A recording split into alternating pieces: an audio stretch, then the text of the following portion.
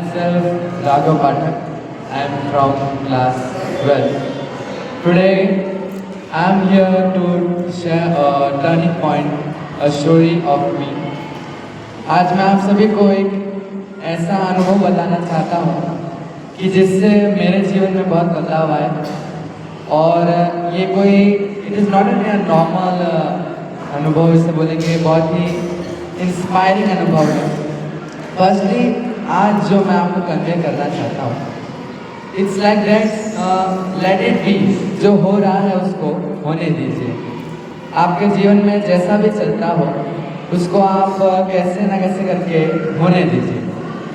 जीवन में कई बार ऐसा होता है कि हमें अच्छा नहीं लगता और हो जाता है, वो चीज़ नहीं होनी चाहिए। There need to be some variations in the life. हमें नहीं पता कि हमारे जीवन में क्या अच्छा है।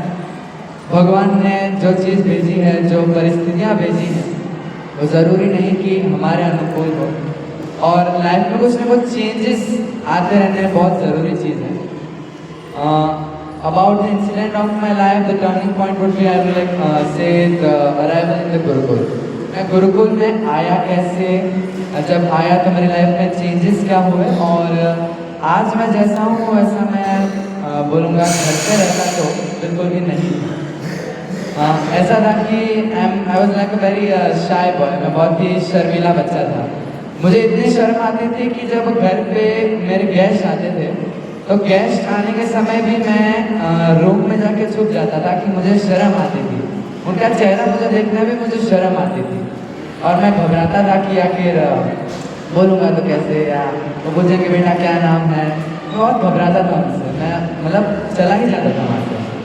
फिर ऐसा एक टाइम आया कि बात हुई मेरे घर पे कि गुरुकुल जाना है क्या। सो आई वाज लाइक यार व्हाट इज गुरुकुल। गुरुकुल है तो आखिर क्या है भाई, बापू जी का नाम है और गुरुकुल है, बचपन से सत्संग थोड़ा बहुत सुना है, बाकी ऐसा कोई स्कोप नहीं था कि हाँ गुरुकुल में जाना है। फिर मेरे पेरेंट्स ने मेरे को अहमदाबाद गुरुकुल का वीडियो दिखाया और बोले कि ये देख ऐसा ऐसा होता है यहाँ पे, साइंस के एक्सपेरिमेंट्स जो थे वो उस वीडियो में दिख रहे थे। तो मेरा ध्यान गया कि हाँ that's is like okay yes, बहुत ही अच्छे एक्सपेरिमेंट हो रहे हैं, मेरा साइंटिफिक पार्ट अच्छा है और मैं उसमें इंटरेस्टेड हूँ। मैंने बोला हाँ ठीक है।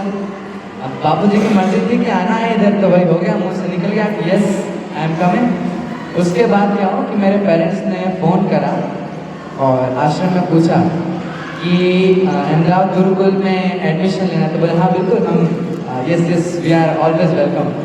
बट देन पूछा गया कि आपका बोर्ड कौन सा है, तो पता चला कि अहमदाबाद गुरुकुल में तो गुजराती बोर्ड है। तो बोले और अच्छा गुरुकुल कौन सा होगा।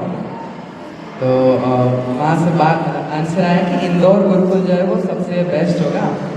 और मेरे को दिमाग में ऐसा ख्याल नहीं था कि मैं इंदौर गुरुकुल में जाऊँगा ही जाऊँगा। यहाँ तक कि मैंने बचपन में टीवी देखते हैं तो एक सीरियल में देखा कि इंदौर मतलब कि बहुत ज़्यादा not so develop, I would like to say that बहुत ज़्यादा ही डेवलपमेंट स्टेट मैंने नहीं देखा था। मैंने ऐसे देखा था कि हाँ भाई चल रहा है, मैंने ऐसे सोचा था, माइंड में इमेजिन करा था। उसके बाद हो गया भाई। फिर मैम से बात हुई, मैम से वीडियो कॉल पे मेरी बात हुई और मैम ने बोला कि हाँ हाँ ऐसा है वो, तब को याद भी नहीं है, 4 साल पहले की बात थी। फिर मैंने यहाँ पे आया, मतलब पहले दिन तो मेरी बात हुई पेरेंट्स से, दूसरे दिन कंफर्मेशन हुआ, तीसरे दिन हम निकल गए यहाँ आने के लिए। गुरुकुल में आना हो गया मेरा। अब गुरुकुल में आया ना तो जैसा होता है कि जैसे बच्चा नया नया होता है ना, तो उसको गुरुकुल का माहौल या जैसा भी एटमॉस्फेयर होता है वो देख के उससे कुछ ज़्यादा समझ नहीं आता, माइंड में क्लियरेंस ही नहीं होता। तो मेरे साथ ऐसे था कि हाँ पागल की तरह देख रहा हूँ, अरे बाप रे इतनी बड़ी बिल्डिंग है, वहाँ पे जाऊँ तो कन्फ्यूजन हो कि हॉस्टल यहाँ था कि वहाँ था। मेरे को ऐसा कन्फ्यूजन हो रहा था पहले दिन पे। फिर मैंने मैम से बात करी कि हाँ आ गए। फिर मैं देख रहा हूँ कि मेरे पेरेंट्स हैं अलमारी जमा रहे हैं, उनके आंखों में आंसू हैं, मुझे समझ ही नहीं आ रहा। मैं पागल की तरह देख रहा हूँ कि ये क्या है, यहाँ पे बेड है, यहाँ बच्चे हैं, आधे रो रहे हैं, आधे को पता ही नहीं क्या चल रहा है। उसके बाद मैं देख रहा था, मेरे पापा ने अलमारी सेट पूरी फाइनल करी, बोलते बेटा अब हम जा रहे हैं। तो I was like it was a dream going on, एक सपना चल रहा था मेरे लिए। जैसे कि रात को सपने में सो जाते हैं, पता है कि अब तो सुबह उठना है, वैसे मेरा भी हाँ बस आँख खुलेगी सपना खत्म, वापस घर पे होंगे हम। बट रियलिटी कुछ बोलेंगे it was a very different thing. तब से मेरी लाइफ एक्चुअली कैसे चेंज हुई कि गुरुकुल में तो मैं आ गया, तीसरा दिन था मेरा। तीसरे दिन की रात को हमारे सुनीता मैम भी यहाँ पर बैठे भी हैं और उनके सामने क्या हुआ कि मैं बापूजी का फोटो दीवार पे देखा। ध्यान से सुनना। I saw the picture of पूज्य बापूजी on the wall and I started crying like a baby। मैं छोटे बच्चे की तरह रोना चालू कर दिया। मैम को भी याद होगा। अब मैं क्यों रो रहा हूँ मुझे नहीं पता, मैं किस लिए रो रहा हूँ मुझे ये भी नहीं पता।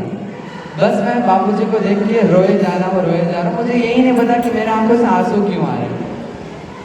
सुनीता मैम भी पूछ रहे हैं कि भाई तो रो क्यों रहा है, कारण तो बता। तो मैं बस मेरे मैम समझ ही नहीं आ रहा क्या हो रहा है, रोना आ रहा है। और मैं बहुत देर तक रोता रहा, मुझे समझ नहीं आया क्या कि हुआ क्या। उसके बाद रात हुई, सोने चले गए। बाकी उस रात को एक बार मैं रोया घर में कि भाई घर जाना है। उसके बाद मैं तब से लेकर आज तक घर जाने के लिए तो मुझे रोना नहीं आया। हाँ, अब उसके बाद हुआ क्या, करीबन 3-4 महीने बीते। 3-4 महीने के बाद मैंने बापूजी का सत्संग चल रहा था शाम की संध्या में। तो मैंने उसमें देखा कि बापूजी बता रहे थे सत्संग में कि जब कोई शिष्य आता है ना गुरु के शरण में या बापूजी के कांटेक्ट में कोई आता है ना, तो पहले की जो गंदगी अंदर मन में भरी होती है ना, वो बापूजी रुलाने के द्वारा बाहर निकालते हैं। तो तब मुझे वो क्लियर, अच्छा जब मैं आया था तो घर का जितना भी कूड़ा कचरा दिमाग में भरा था वो बापूजी ने रोने के द्वारा निकलवा दिया। और उसके बाद तो मैं मानो कि बहुत ज़्यादा ही सेट हो गया। तो मुझे आदत सी हो गई थी इधर रहने की। फिर मतलब ऐसा हो गया कि कुछ भी हो जाए, दुनिया के किसी भी कोने में चले जाए, दिक्कत नाम की चीज़ तो जीवन में है ही नहीं। जैसा भी हो, हम हैं अपने आप हर परिस्थिति के बाप, ऐसा जीवन में हो गया। और बस ये कि बापूजी की कृपा से गुरुकुल में आने से मेरे साथ ऐसा चेंजेस हो गया मेरे जीवन में, मेरे स्वभाव में, कि घर पे जो मैं रूम से बाहर नहीं निकलता था, अब मैं जो रिश्तेदार आते हैं वो घबरा जाते हैं, बाप रे ये कैसा हो गया आ गया है। तो मेरा so this was my experience of my life turning point of my life. And the moral is कि जो हो रहा है होने दो, जैसा भी हो रहा है भगवान आपके जीवन में अच्छा ही कर रहे हैं। कुछ ना कुछ अच्छा करने के लिए भगवान ने जो भी परिस्थिति दी है वो भी हो रही है। थैंक यू, हरिओम, धन्यवाद।